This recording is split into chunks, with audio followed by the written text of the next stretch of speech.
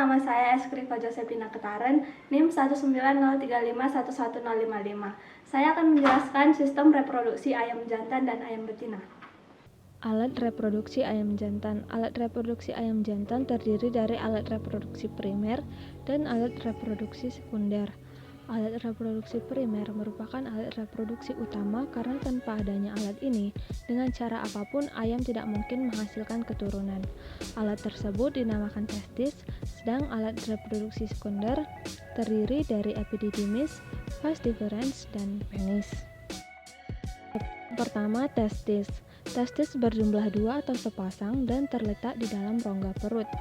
Fungsi utama dari testis adalah memproduksi spermatozoa, seminal plasma, dan hormon testosteron. Spermatozoa merupakan sel kelamin jantan yang mutlak diperlukan untuk menghasilkan generasi baru melalui fungsinya, yaitu membuahi ovum. Simis. Setiap testis memiliki satu epididymis yang menempel pada dinding bagian luar testis. Merupakan saluran yang berbelah-belah yang berfungsi untuk alat transport, penyerapan air, pendewasaan, dan penyimpanan sperma. Ketiga, vas deferens. Terdapat sepasang yang menghubungkan bagian epididymis dengan penis, berfungsi untuk menyalurkan sperma. Kloaka. Pada ayam dewasa, bagian yang berhubungan dengan vas deferens. Diameternya membesar membentuk bulbus yang berfungsi untuk menampung semen. Bagian ini disebut bursa fabricus. Kloaka sebetulnya tidak termasuk alat kelamin, tetapi merupakan alat melindungi alat reproduksi utama, penis. Pada ayam tidak berkembang seperti halnya pada ternak lainnya. Bentuknya hanya sebagai papila atau palus dan rudimenter. Alat reproduksi ayam betina. Sistem reproduksi ayam betina yang berkembang dan berfungsi secara normal adalah organ sebelah kiri, sedangkan yang kanan rudimenter karena tidak berkembang.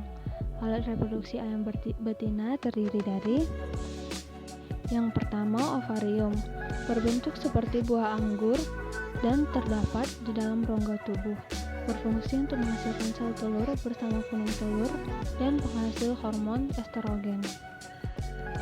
Yang kedua, oviduct. Oviduct merupakan saluran dari telur setelah diovulasikan, berbentuk kelokan-kelokan yang panjangnya mencapai 40-70 cm dan berfungsi membungkus oosit dengan bahan-bahan organik yang berupa bentuk telur atau albumin berwarna kuning telur serta merupakan tempat terjadinya pembuahan.